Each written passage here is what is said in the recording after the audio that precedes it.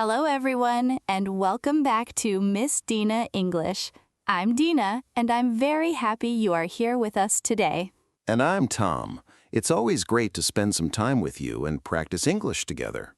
Maybe you are listening at home, on your way to work, or while taking a walk outside.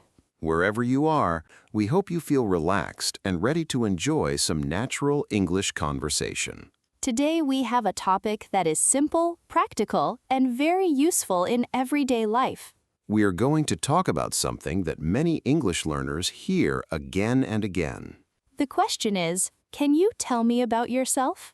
Sounds easy, but for many people it can feel difficult or even stressful. Yes, sometimes you know exactly who you are in your own language, but when you need to explain it in English, your mind suddenly becomes empty. You may forget simple words or feel nervous because you do not know where to start. The good news is that introducing yourself is a skill, and like every skill, it becomes easier with practice. And today, we will help you practice in clear and natural English for B1 to B2 learners. Our conversation will use useful vocabulary, realistic examples, and simple explanations. Remember, you do not need to understand every word perfectly. Just relax, listen carefully, and follow the meaning. Before we continue, we want to ask you a question. Yes, imagine that you meet someone new today. Maybe it is a new coworker, a classmate, a neighbor, or even a new friend online. If that person asks, "Tell me about yourself," what would you say? Take a moment and think about your answer. You do not need to say it out loud right now. Just think quietly and notice which ideas come into your mind first. Many people start with basic information. For example, they talk about their name, where they're from, or what they do for work. Others prefer to talk about their hobbies, interests, or future goals. There is no single perfect answer because every situation is different. That is an important point. The way you introduce yourself at a job interview is different from the way you introduce yourself at a party. And the way you speak with a teacher may be different from the way you speak with a new friend. But even though the situations are different, the basic structure can stay the same. Usually, you can think about 4 simple areas. First, who you are. Second, what you do. Third, what you enjoy. And fourth, what you hope to do in the future. When you organize your ideas in this way, speaking becomes much easier. Instead of trying to create a perfect answer immediately, you simply move from one topic to the next. Okay, Tom, let's make this more practical. Great idea. I think examples always help. Imagine that we have just met for the first time at an English class. Sounds good. I'm ready. Hi, I'm Dina. Nice to meet you. Can you tell me a little about yourself? Sure. My name's Tom, and I'm originally from Canada. I work as a graphic designer, and I really enjoy creative projects. That is a nice introduction because it is simple but informative. Thanks. I could also add a few personal details. Like your hobbies or interests? Exactly. I could say that I enjoy photography, hiking, and learning new languages. Now your introduction feels more personal. Yes, because facts are useful, but interests help people connect with each other. I completely agree. When you share your interests, you create opportunities for conversation. Maybe the other person also enjoys photography or wants to learn a new language. And suddenly, the conversation becomes easier and more natural. That is why introducing yourself is not only about giving information. It is also about creating a connection with another person. Now let's look more closely at the first part of an introduction and talk about what information is helpful to share. So, Tom, when someone asks, "Tell me about yourself," where do you usually begin? I usually start with my name and where I'm from because it feels natural and easy. Yes, that is a great starting point for most situations. You can say something simple like, "My name is Tom and I'm from Canada." Or, "I grew up in a small town, but now I live in a big city." After that, many people talk about their work or studies. For example, you can say, "I work as a teacher," or "I'm currently studying engineering at university." If you are looking for a job, you can also mention your experience and skills. But remember, you do not need to list every detail. That is true. Sometimes people try to say too much because they want to sound impressive. However, a good introduction is usually clear, simple, and easy to follow. Think of it as opening a door to conversation, not telling your entire life story. I like that idea. Let's imagine another situation. Okay, this time, let's say we meet at a professional networking event. Great. Dina, can you introduce yourself? Sure. Hi, I'm Dina. I work as an English teacher and I create learning content for students who want to improve their communication skills. That sounds professional and confident. Thank you. I could also add, I'm especially interested in helping learners feel more comfortable speaking English in daily life. Now I understand not only what you do, but also what you care about. Exactly. Sharing your interests or values can make your introduction more memorable. Let me try my example. Go ahead. Hi, I'm Tom. I work as a graphic designer and I specialize in digital branding and visual storytelling. That sounds very professional. Thanks. I could continue by saying, I enjoy working on creative projects and learning about new design trends. Very nice. You gave information about your job and your interests. And it did not take a long time. Right. A strong introduction is often short but meaningful. Now let's talk about a more casual situation. Good idea, because not every introduction happens at work. Imagine you are traveling and meet someone at a cafe. In that situation, your introduction can feel more relaxed. You might say, "Hi, I'm Tom. I'm visiting this city for a few days and I love exploring new places." Or, "I enjoy trying local food and meeting people from different cultures." Notice that these examples focus more on personal interests. Yes, because context is important. Context means the situation you are in.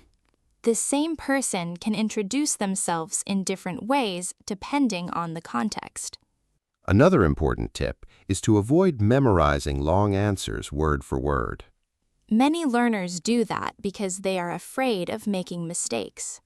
But if you forget one sentence, you may suddenly feel nervous. Instead, remember a few key ideas. For example, name, job or studies, interests, and future goals. Then you can speak naturally and change your answer when necessary. This approach helps you sound more confident.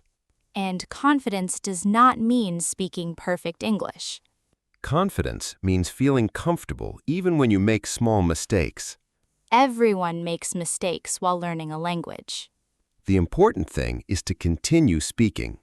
Tom, do you remember a time when introducing yourself felt difficult? Yes, definitely. When I started learning another language, I practiced my introduction many times. Were you nervous? Very nervous. I worried about my pronunciation and grammar. I think many listeners can relate to that feeling. One day, I realized that people were not expecting perfection. They simply wanted to know who you were. Exactly. That changed my mindset completely. Mindset means the way you think about something. Instead of trying to sound perfect, I focused on being clear and friendly. And what happened? Conversations became easier and more enjoyable. That is such an important lesson. Yes, people usually remember your energy more than your grammar mistakes. So if you smile, speak clearly, and show interest in the other person, you are already doing well. Another useful tip is to prepare different versions of your introduction. You can have a short version and a longer version. Your short version can be 20 seconds. And your longer version can be 1 or 2 minutes. This gives you flexibility in different situations. In the next part of our conversation, we will build complete examples and share useful expressions that you can start using today. Welcome back. In this final part, we are going to build complete self-introduction examples that you can use and adapt to your own life. Remember, the goal is not to copy every sentence exactly. The goal is to understand the structure and make it personal. Let's start with a simple example for a casual situation. Imagine that you meet someone at a community event or while traveling. You could say, "Hi, I'm Tom. I'm from Canada, but I currently live in Vancouver. Then you can add, I work as a graphic designer, and in my free time, I enjoy photography and hiking. Finally, you can say, I love meeting new people and learning about different cultures. That introduction is friendly, natural, and easy to follow. Now let's create a more professional example. You could say, hello, my name is Dina, and I'm an English teacher with several years of experience helping adults improve their communication skills. Then you can add, I'm especially interested in creating practical lessons that help learners become more confident speakers. Finally, you might say, at the moment, I'm working on new projects to make English learning more engaging and accessible. Notice how this introduction focuses on experience, interests, and goals. Exactly. Professional introductions often explain what you do, what you care about, and where you want to go. Now let's talk about useful expressions. Instead of always saying, I like, you can try different phrases. For example, I'm interested in, I'm passionate about, or I really enjoy. Instead of saying, I want to, you can say, my goal is to, or I'm hoping to. These expressions can help you sound more natural and confident. Another useful tip is to include details that make your introduction memorable. For example, instead of saying, I like sports, you could say, I enjoy playing tennis on weekends. Instead of saying, I like music, you could say, I love discovering new jazz artists. Specific details help people connect with you. They also make conversations easier because they give the other person something to ask about. Tom, what questions would you ask someone after hearing their introduction? Good question. If someone says they enjoy hiking, I might ask where their favorite place is. And if they say they are learning English, I might ask why they decided to learn it. That shows another important idea. Introducing yourself is only the beginning of a conversation. After you share information about yourself, be curious about the other person. You can ask simple questions like, what about you? Or how about you? This keeps the conversation balanced and comfortable. Many learners focus only on what they want to say. But communication is not only about speaking. It is also about listening and showing interest. Before we finish, let's review some useful vocabulary from this episode. The first word is introduction. An introduction is the way you present yourself to someone for the first time. The next word is confident. Confident means feeling sure about yourself and your abilities. Another useful word is professional. Professional describes something related to your work or career. We also use the word context. Context means the situation or environment around a conversation. Another important word is adapt. Adapt means to change something so it works better in a specific situation. Finally, we talked about memorable. Memorable means easy to remember. You can practice these words by creating your own examples. Now take a moment and think about your personal introduction. What information do you want people to know about you? What are your interests, your experiences, and your goals? Remember, you do not need perfect grammar or a perfect accent. You just need to speak honestly and clearly. The more you practice, the more natural it will feel. If you want to continue practicing, write a short introduction about yourself in the comments. You can write your name, where you were from, what you do, and something you enjoy. Reading and writing your introduction is a great way to build confidence.